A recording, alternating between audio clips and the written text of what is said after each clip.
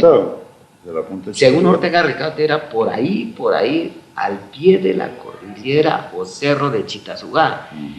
Y Ortega dice que chi significa nuestro, ta labranza, su sinónimo de sol y ga subiendo, como cuesta, como falda. O sea que él dice que Chitazugá significa nuestra labranza en la cuesta del sol. Y mirando este mapa, como que yo en alguna parte vi que el pueblo de Chitazugá estaba por acá, que realmente sobre la... Como veredas, ¿sí? Como la falda del cerro. Sí, claro. Toda la falda hasta llegar aquí a la punta. Entonces quería decir eso, que el Valle de Tenjo y eso, había mucha agua en ese entonces. En ese entonces. Alguien decía que la peña de Huayca era lo único que sobresalía del agua, ¿no? Que la mayor altura. No sé si es cierto.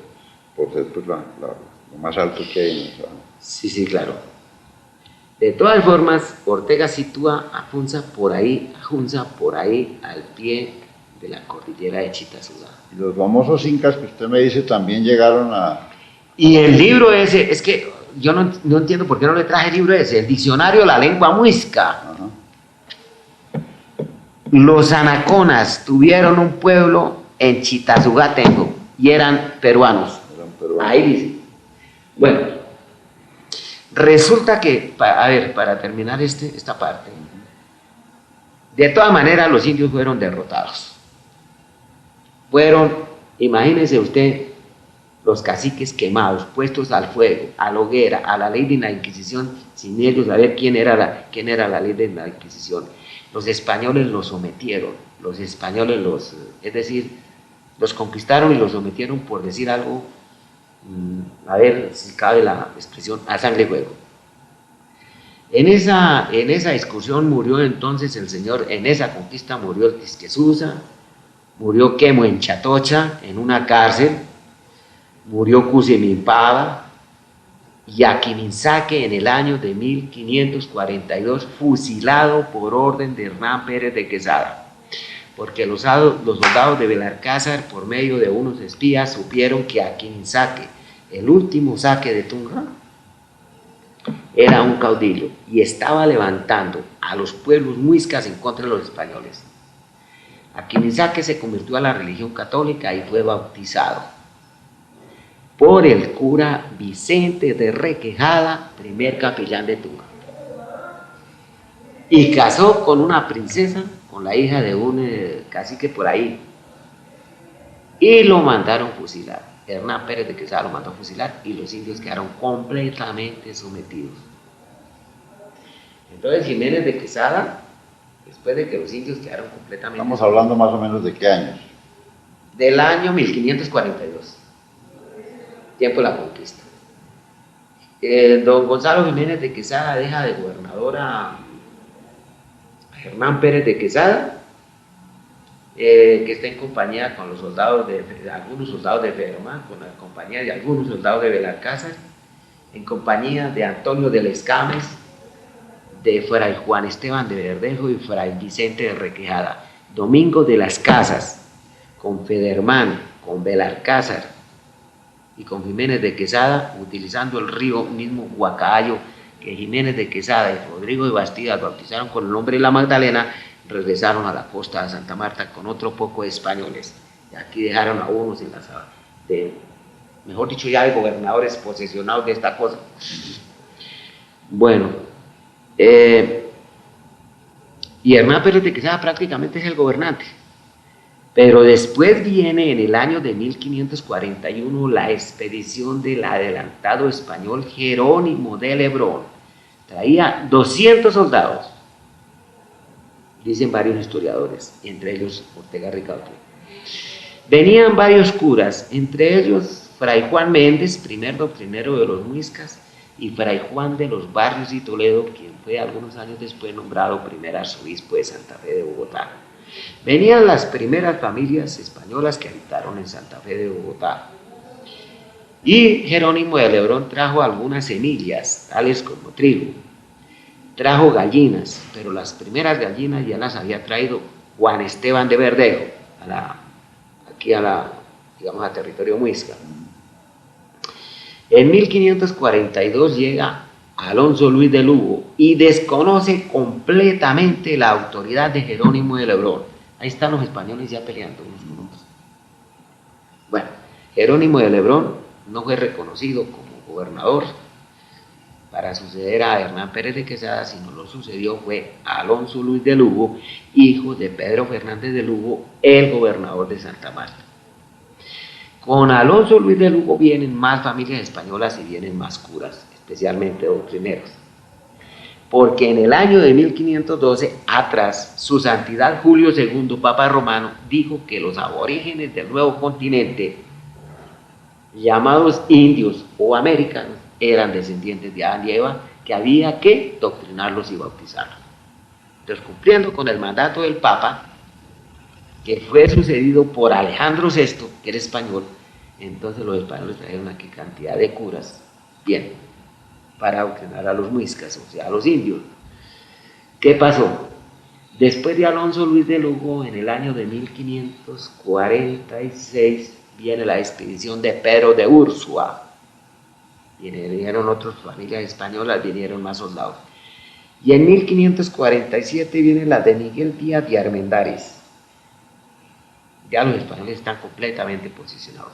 Entonces, las primeras encomiendas las nombró Jiménez de Quesada y las confirmó Jerónimo de Lebrón. Las otras las nombró Alonso Luis de Lugo y los primeros repartos de tierra los hicieron estos tres.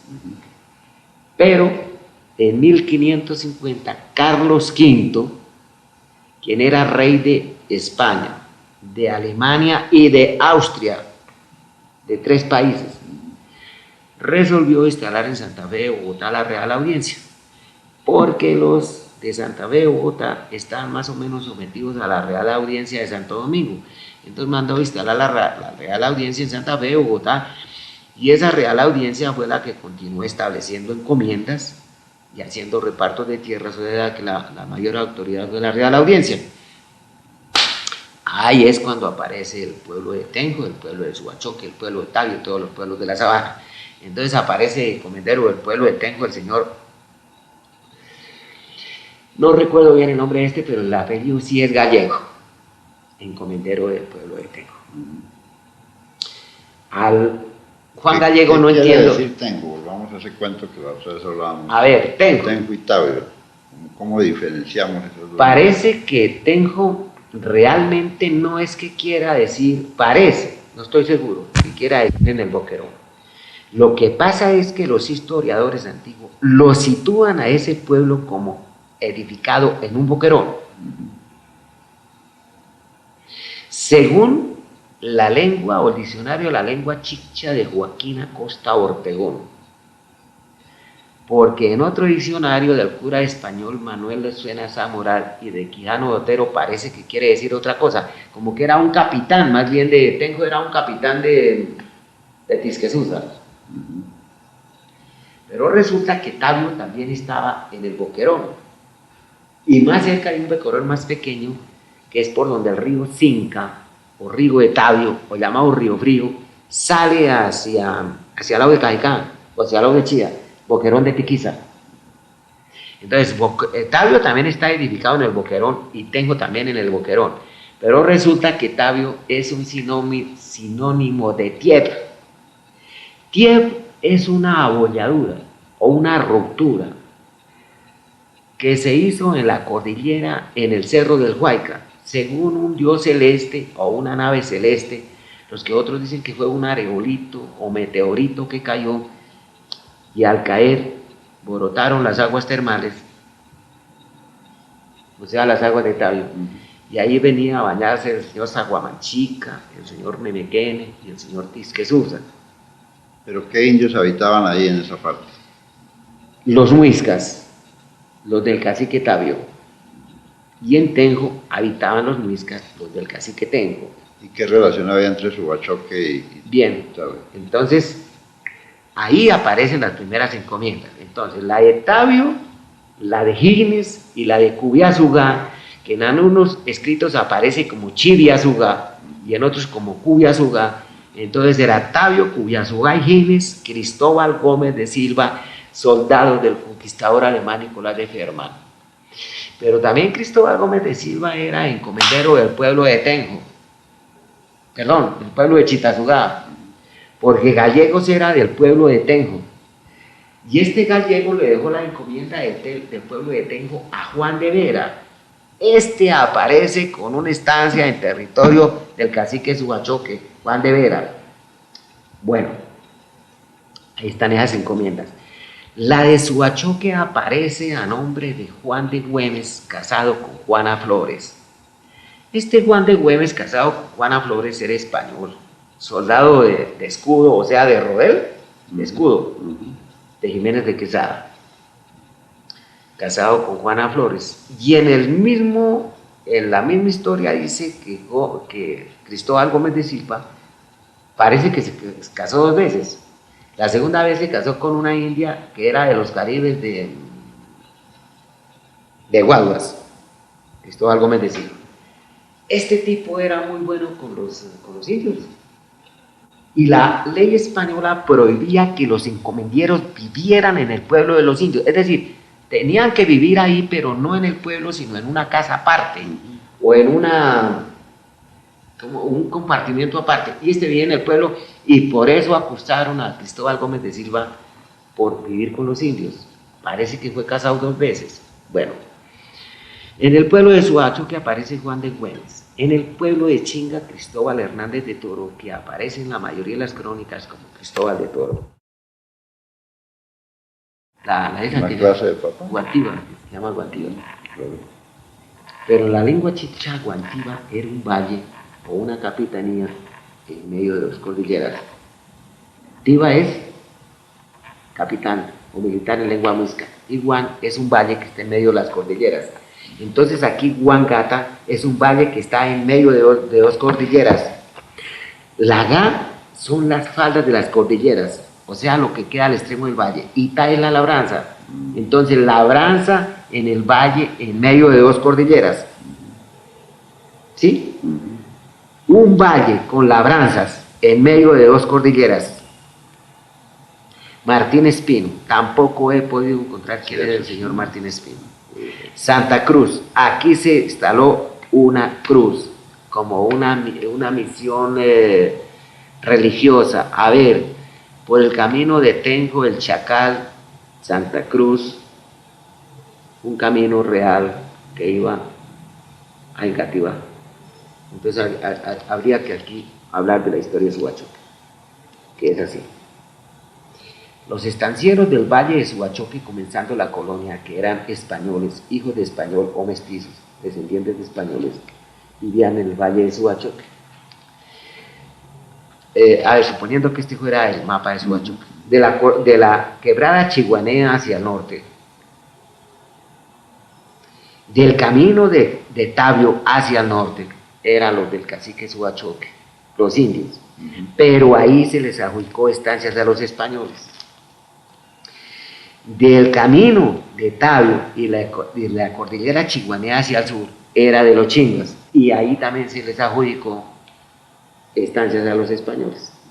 Estos españoles, para escuchar la Santa Misa, por el camino del Atajo o camino de Galdames, tierras que eran de don Alonso Galdames, iban a misa a Tenjo.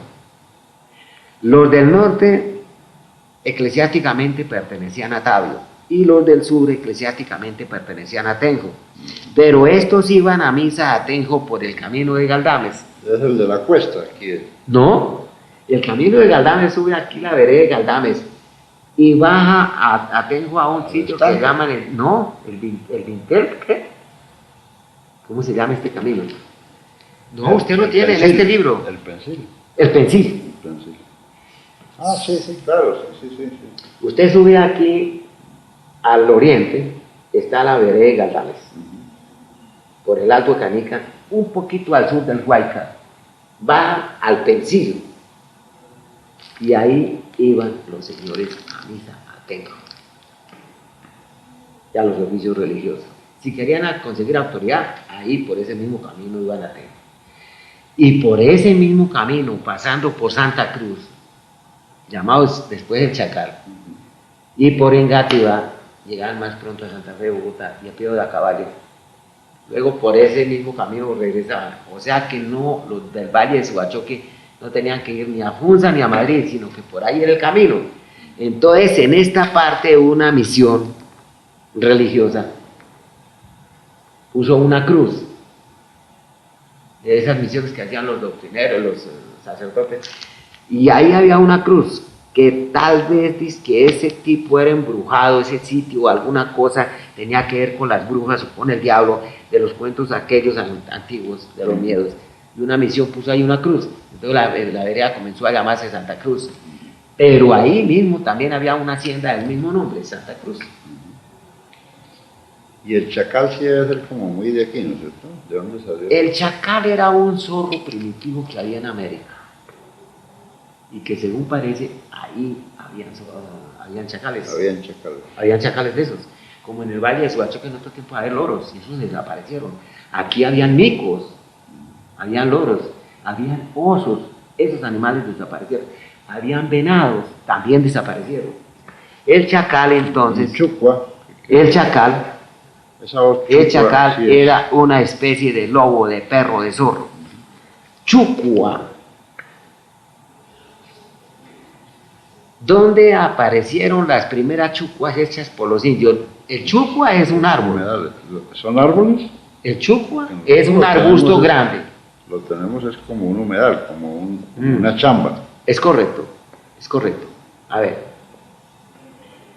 Otra cosa que hicieron hacer los españoles en tiempo de la colonia, y aún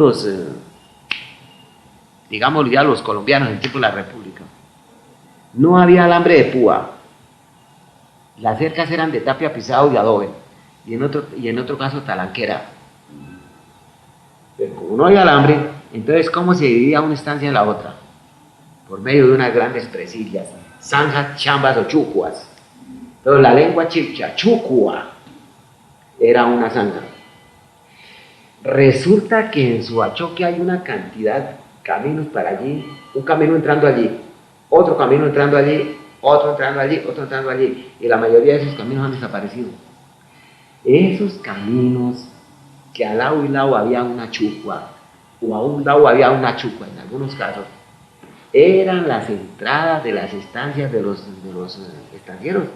O sea que para la estancia de un estanciero había un camino, para la estancia del estanciero vecino había otro camino, para la estancia del otro estanciero había otro camino, y esos caminos los hicieron los indios, los caminos que nos estamos refiriendo en este momento, los hicieron los indios bajo la orden de los españoles y bajo la esclavitud de los españoles. Para cada estancia o cada finquita del colonizador o del estanciero, el español, había una entrada. Esos son los caminos que hicieron en la colonia los indios. Entonces, al pie de los caminos habían unas grandes chucuas que los mismos indios hicieron. ¿Para qué? Para que el ganado de este español no se pasara a este. Y algunas chucuas de esas tenían una especie de presilla parecida como a los crucigramas. Habían unas zanjas con presillas. Y al pie de esa chucua se da un árbol de donde sacaban unas varas que la gente antigua era o con varas de Guayacán o varias de chucua, que mucha gente llegaba a la tienda, su sombrero, su ruana y el palo ahí, por un palo. O sea que había un árbol también que se llamaba chucua. Es correcto, el chucua.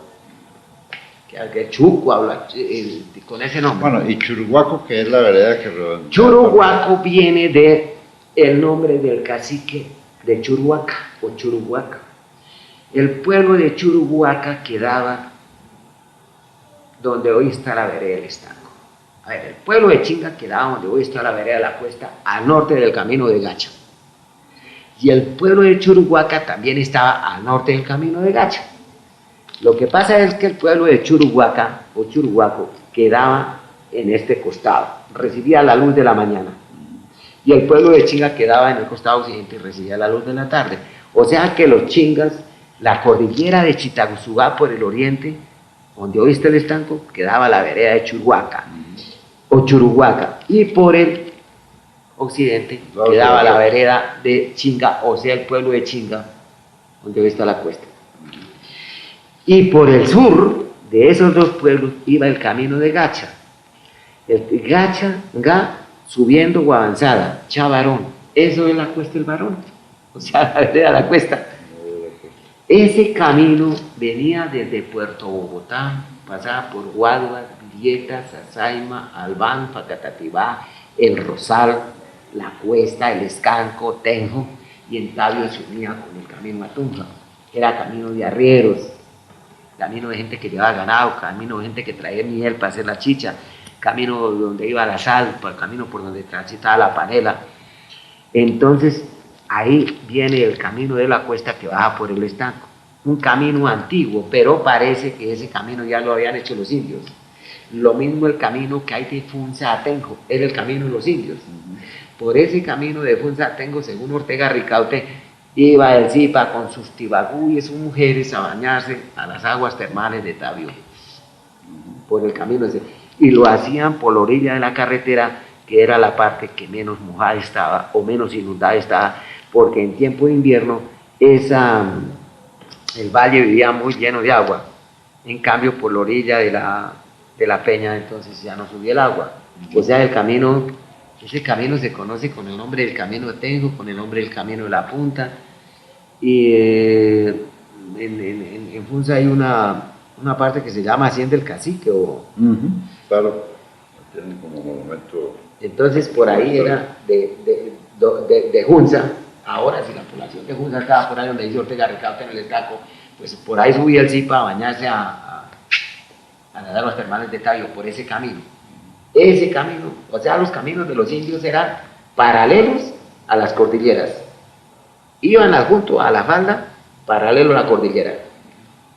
O sea, por cordillera iba un caminito, por iba otro, y por el otro lado de la otra cordillera iba otro. O sea, la cordillera y el camino paralelo, la cordillera y el camino paralelo. Pero los caminos de penetración, que ya no son a lo largo de la cordillera, sino son atravesando los valles, esos caminos los mandaron a hacer los estancieros, y cada camino era la entrada a una finca o una estancia. Y al pie de cada camino había una chuca, y donde se daban tantas las matas esas, los arbustos esos llamados también achucuas.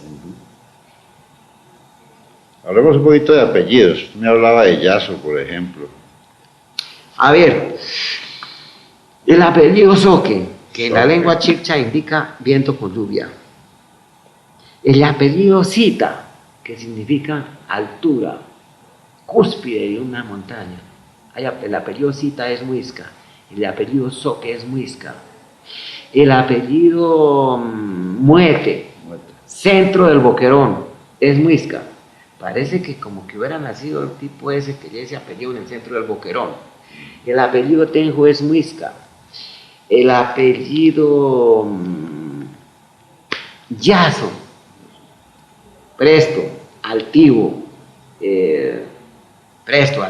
yo no sé hasta qué punto como superior, porque parecía que el Yazo era el mono, el bermejo o mermejo entre los indios. El apellido Yazo es Muisca. Entonces, como quien dice, como presto, como el más sobresaliente. Gachancipa. Gachancipa. Es el mismo pueblo, pero. Sí. A ver, ¿qué era la gacha? Supongamos una vasija, es decir, donde yo he encontrado esa vaina en los libros que tengo.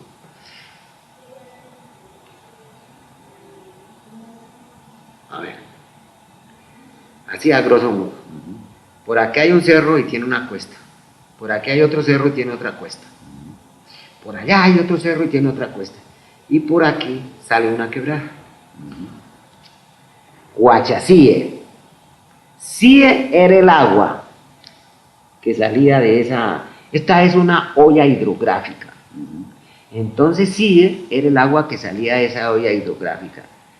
Y esta cuesta, esta otra cuesta y esta otra cuesta, aquí era un ga, o sea, una subida, una cuesta, una falda. Aquí otro ga, otra subida, otra cuesta, una falda. Es decir, la olla hidrográfica tiene cierta similitud con una vasija, como quien dice con una vasija, como con un balde o una vasija. Entonces Gacha era una vasija de barro donde el varón tomaba la chicha. Gacha también era una olla hidrográfica de donde salía agua en forma de vasija, ¿sí? Y gacha era un camino que iba por el borde de esa olla hidrográfica. Entonces quiere decir que gacha es la cuesta del varón, porque ga es la cuesta y cha